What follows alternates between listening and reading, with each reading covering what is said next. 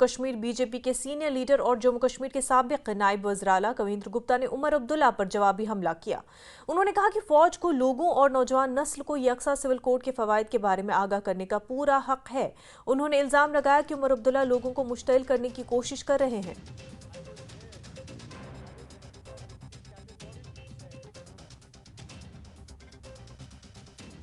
Sir, ये जो उमर अब्दुल्ला का ट्वीट आया उस पर क्या कहेंगे? देखिए, वो शुरू से ही एंटी आर्मी बातें करते रहे हैं। सैनिक कॉलोनी बनती है, उनको तकलीफ होती है, और ये नहीं कहते कि आर्मी ने कश्मीर में कितना लोगों को अवेयरनेस दी है। भारत भ्रमण के लिए वो पूरे हिंदुस्तान में वहाँ से लोगों को ले जाती है, उनकी काउंसलिंग करती है, और जो लोग मिलिटेंसी में या इसमें इन्वॉल्व हैं तो उन पर भी काम करती है।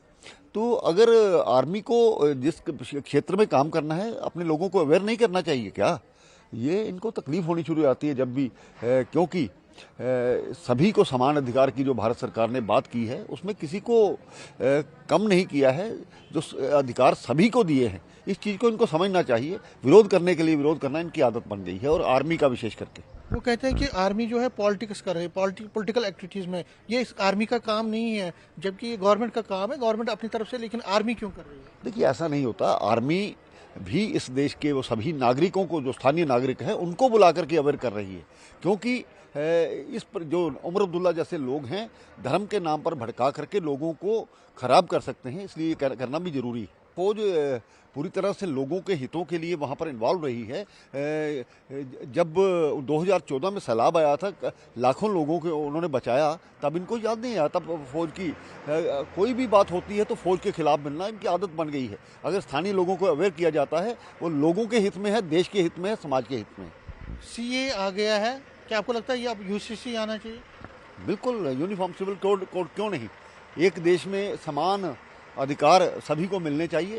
इस प्रकार की एक जो प्रयास है भारत सरकार का, ये जो अलग अलग से तुष्टीकरण की नीतियां हैं, इसी ने ही देश को खराब किया है। उसी के कारण से दंगे फसाद, और कांग्रेस यही चाहती रही है, और जो पहले सरकारें रही हैं उनका यही मत रहा।